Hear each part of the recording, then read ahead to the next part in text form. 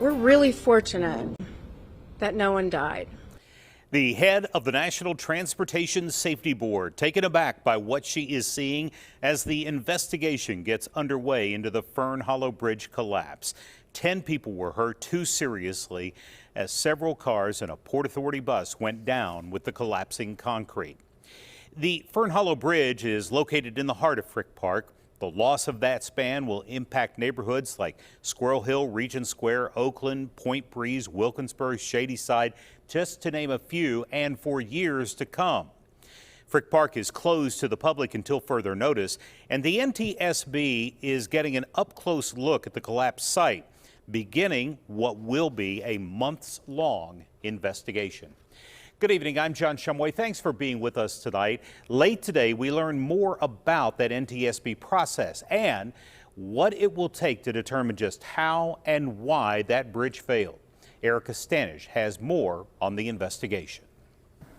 This is going to be a very long and technical investigation. The NTSB saying today they will be putting this bridge under a microscope, looking at its history, the design, construction, maintenance, and any repairs made up until the day that bridge collapsed.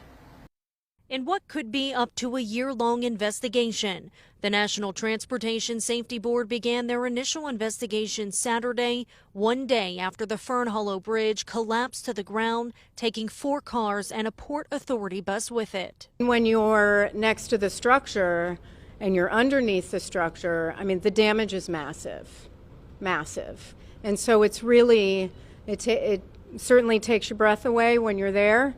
Investigators were on the ground and in the air using a drone, mapping out the scene and dissecting each part of the destruction. Engineers will basically take a look at every component of the bridge at this point, from the supports to truss work, joints, the road structure itself. The NTSB says while looking for things like cracks or corrosion, they'll also be digging into what kinds of vehicles traveled on the bridge, how the weather and road treatments could have affected it over the years, and how often it was inspected. This bridge was one of 123 in Allegheny County currently rated in poor condition, yet continued to serve as a major artery, connecting thousands of Pittsburghers around the city every day, ultimately ending in a catastrophic failure. When I look at the bus and the position of the bus and the position of the vehicles, I'm really thankful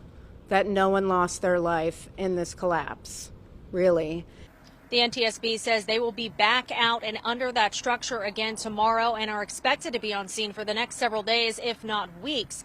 They said a preliminary report is expected within the next 10 days. A final report could take between 12 and 18 months.